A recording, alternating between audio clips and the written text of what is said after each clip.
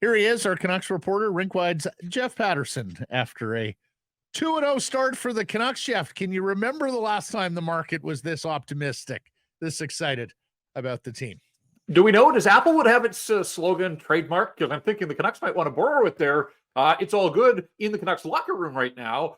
And it is. And you're right. It was a pleasant change, quite frankly, over the weekend. Just anecdotally, friends of mine that I was talking to and texting with, and they seem legitimately excited. And so it's a long season, and we'll see how things go. And they are bound to lose a game somewhere, I think. But right here, right now, they're a 2-0 hockey team for the first time in 7 years. So they can feel good about themselves. They get this hurdle of back-to-back games against the Oilers out of the way early. They're going to see the Oilers again.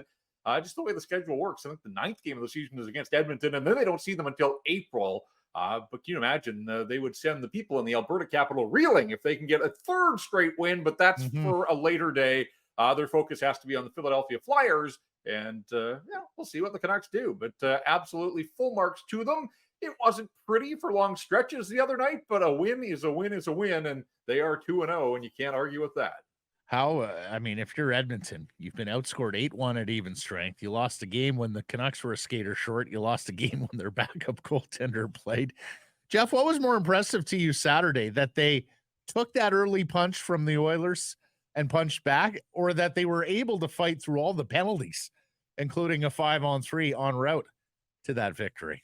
Yeah, there was a lot to like in that game. I think for me, the takeaway there, opening night was about the star power and Boeser and his 4 goals and Miller and Pettersson and their 4 points. This was depth through and through on Saturday from the backup goaltender and Casey DeSmith, a surprise starter, but then to get goals from the 3 guys that lined up as your 4th line to start that hockey game, Höglander, Studnicka, and then Sam Lafferty with the winner. That's not going to happen very often, but it did the other night, and the Canucks were able to take advantage of that. So I think by my count, 9 forwards have already found the back of the net 2 games into the season. So in the preseason, one of the storylines was, where's the depth scoring? Is there going to be enough depth scoring? And all of a sudden, you've got 9 guys that have found a way to put a puck in the net. So that gets them into it and feeling good about themselves. And reinforcements are on the way. Like Teddy Blueger at some point is going to play. Ilya Mikheyev out of the road trip skating with this team. Like I think at some point on this trip, we probably see Mikheyev. And so, this team, in theory, can and should get better. Carson Soucy looks like he could get plugged in as early as Tuesday in Philadelphia. So I like the depth that we saw.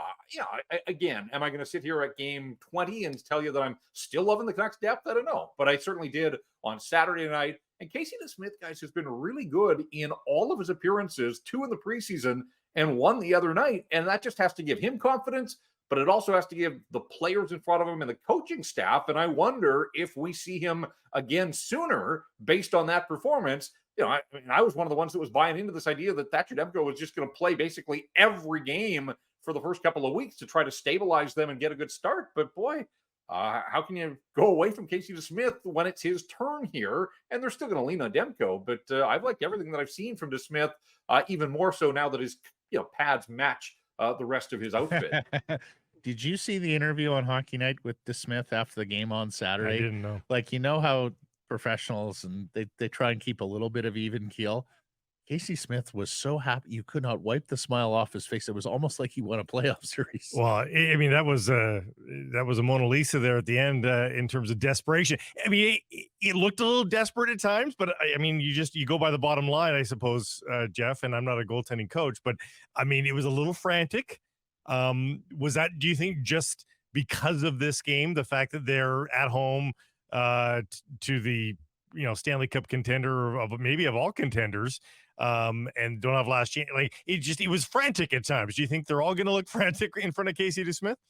I don't. I think the opposition matters there. Yeah. And we saw in the first 5 minutes, I mean, the Oilers absolutely meant business, but to Matt's point earlier, that is one of the things that you had to be impressed with the Canucks, was that they took an early punch and then they settled things down. They not only tied the game, but they got the lead before the end of the first period. And then Edmonton was chasing. Edmonton's only lead was for those first 8 or 9 minutes of the hockey game.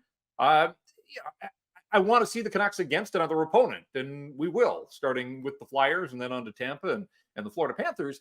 But same thing with the penalty kill. like, you knew that the Oilers were going to score some power play goals. So I think there were some signs of positivity from the power play, even though they're from the penalty kill, even though the Oilers struck twice the other night, to dodge the bullet they did with the 2-man kill there in the third period at a 4-3 hockey game, 12 minutes to go. And I just thought JT Miller was terrific in that moment, along with Ian Cole and Tyler Myers, and of course, Casey DeSmith. So it's way too small a sample size and only one opponent to know what we're seeing with the Canucks penalty kill and if these improvements are going to be sustainable over the course of the season. But I think in the early going, they get 2 wins. Yeah, they've given up 3 power play goals again against this power play that was historically good last year. So, we'll start to learn more about the Canucks as we go here. But I think for DeSmith, is it going to be scrambly in front of him? I don't have the book on Casey DeSmith. I just know that what I've seen so far in 2 preseason appearances, and then obviously the relief duty the other night. But on Saturday,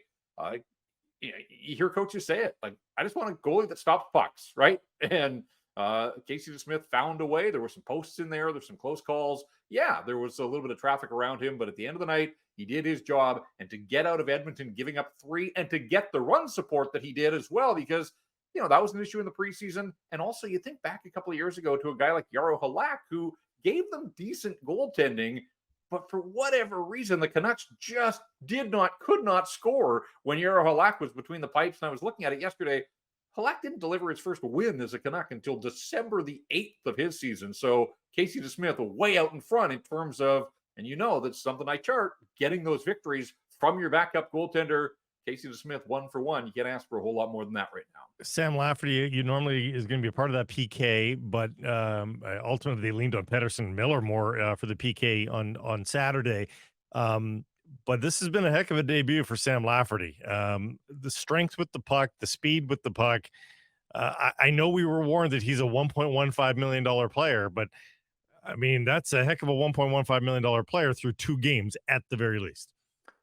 Yeah, I mean, I love just kind of putting that shoulder down and taking the puck to the net. And I saw a lot of people on social saying, wasn't that what old number 18 was supposed to do way back when, once upon a time? And unfortunately, there were too many times where he would circle the net or pull up. And, Lafferty identified. And that was Mattias Ekholm that was defending him. The Oilers were excited to get Ekholm back. And, just one play and just one game. But Ekholm's got to do a little bit better job there, but give Sam Lafferty full credit because we saw both his speed and his size and a little bit of finish as well, and breaks a 3-3 tie, put the Canucks in front and a lead that they wouldn't relinquish.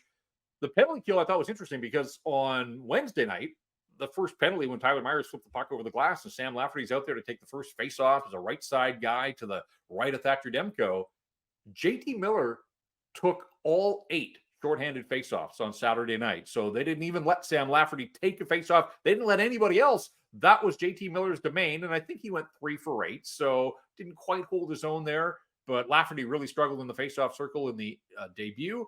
Again, when Teddy Blueger's back in, I think Sam Lafferty will be a winger on this hockey club and won't be forced into too many faceoff situations. But for all the talk in this market of reinforcements and bolstering the penalty kill, it was sort of the old standbys the other night. Tyler Myers was out there for a bunch.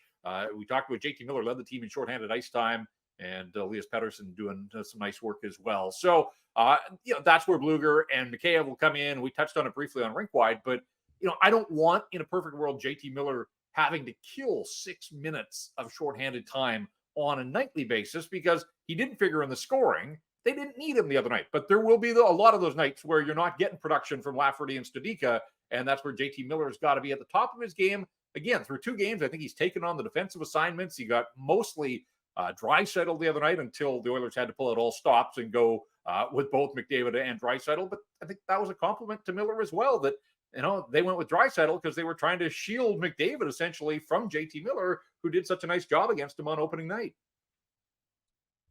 Elias Pettersson, the second star from the NHL this week. You have Brock Boeser as your Canucks player of the week, Jeff. Explain. Wow, a 4-goal game. Come on.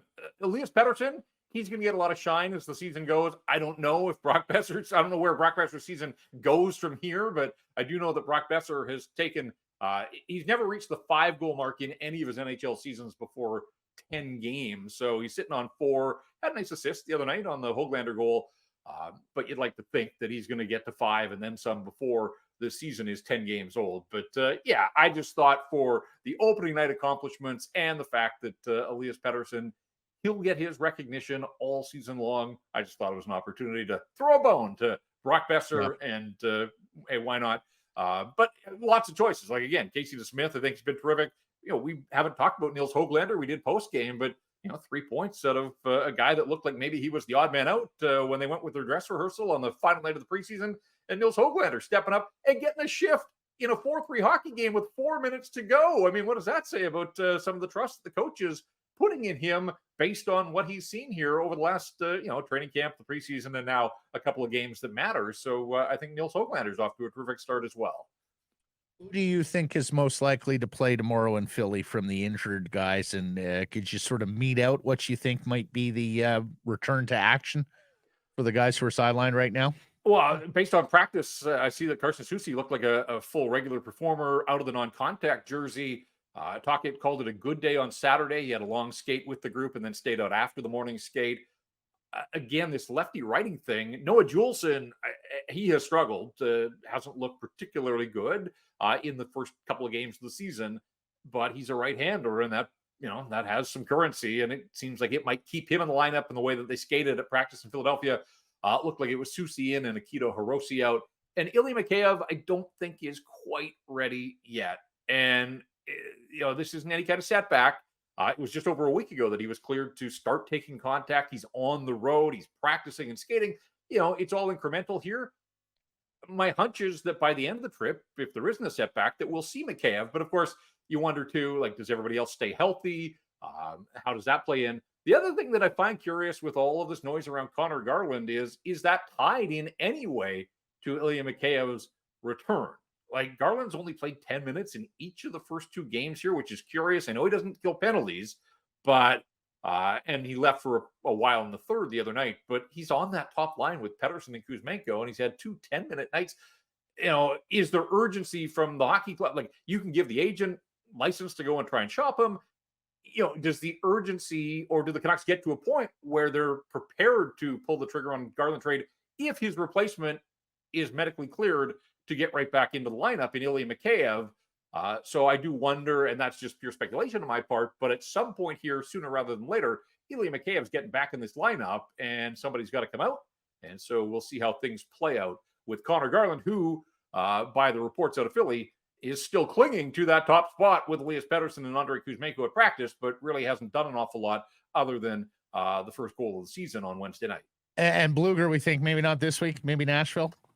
Yeah, to my knowledge, he's not on this road trip, at least yet, but we have seen lots of times guys can hop a flight later on. So I do wonder, though, if the trip's going all right and they get to Nashville, do you just plow through with the guys that you got and then get Teddy Blueger practice and get him back in the lineup the home game? But I haven't heard any sort of update. I just know that he's not with this group. So right now, not an option for the Vancouver Canucks. Marvelous stuff. Remember, it's a 3:00 start tomorrow, and Jeff and Blake will have your coverage on Rinkwide. Mr. Paterson, thank you for this. We will catch up later in the week. Sounds good, guys. Thanks. This great clip brought to you by, wait for it, Great Clips. It's going to be great.